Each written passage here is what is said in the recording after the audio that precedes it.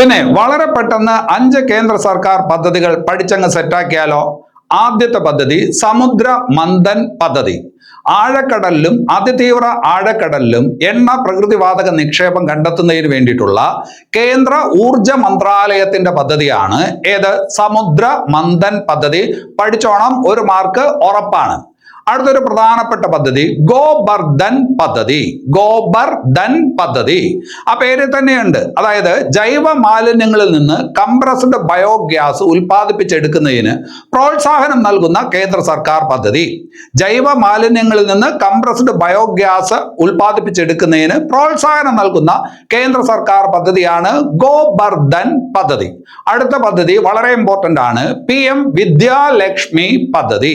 PM Vidyalakshmi പദ്ധതി ഉന്നത വിദ്യാഭ്യാസ രംഗത്തുള്ള സമർത്ഥരായിട്ടുള്ള വിദ്യാർത്ഥികൾക്ക് ഈടില്ലാത്ത വായ്പ ലഭ്യമാക്കുന്ന പദ്ധതിയാണ്. ഉന്നത വിദ്യാഭ്യാസ രംഗത്ത് സമർത്ഥരായിട്ടുള്ള വിദ്യാർത്ഥികൾക്ക് എന്താണ്? ഈടില്ലാത്ത വായ്പ ലഭ്യമാക്കുന്ന പദ്ധതിയാണ് PM വിദ്യാലക്ഷ്മി പദ്ധതി.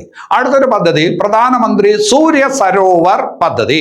പ്രധാനമന്ത്രി സൂര്യ സരോവർ പദ്ധതി എന്തുമായി ബന്ധപ്പെട്ടിരിക്കുന്നു എന്ന് ചോദിച്ചു കഴിഞ്ഞാൽ ജലാശയങ്ങൾ, ജലസംഭരണികൾ, ജലാശയങ്ങളിലും ജലസംഭരണികളിലും ഫ്ലോട്ടിംഗ് സോളാർ പാനലുകൾ വെച്ച് പിടിപ്പിച്ചുകൊണ്ട് ഊർജ ഉൽപാദനം മെച്ചപ്പെടുത്തുന്നതിന് വേണ്ടിയിട്ടുള്ള കേന്ദ്ര സർക്കാർ പദ്ധതിയാണ് ഏത് പദ്ധതി? സൂര്യ സരോവർ പദ്ധതി.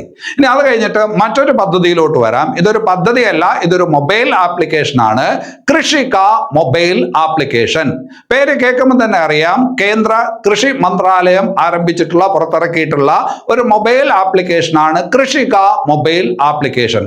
കർഷകർക്ക് വളരെ പെട്ടെന്ന് വായ്പകളും മറ്റ് സാമ്പത്തിക സഹായങ്ങളും ലഭ്യമാക്കുന്നതിന് വേണ്ടിയിട്ടുള്ള മൊബൈൽ ആപ്ലിക്കേഷൻ ആണ് കൃഷിക. ഇനി അത് കഴിഞ്ഞിട്ട് മറ്റൊരു പദ്ധതിയിലോട്ട് വരാം, ഓർക്ക പദ്ധതി. ഓർക്ക പദ്ധതി എന്ന് പറയുന്നത് എന്താണ്? അന്തരീക്ഷത്തിൽ അധികമുള്ള കാർബൺ ഡൈ ഓക്സൈഡിനെ വലിച്ചെടുത്ത് പാറകളാക്കി ശിലകളാക്കി മാറ്റുന്ന പദ്ധതിയാണ് ഓർക്ക പദ്ധതി. ഇത് നമ്മുടെ രാജ്യത്തുള്ള ഒരു പദ്ധതിയല്ല, ഒരു രാജ്യത്ത് നടന്നു വരുന്ന ഒരു ബ്രഹ്മാണ്ഡ പദ്ധതിയാണ്. അത് ഏത് രാജ്യത്താണ് നടക്കുന്നത് എന്ന് നിങ്ങൾ ഉത്തരം പറയണം.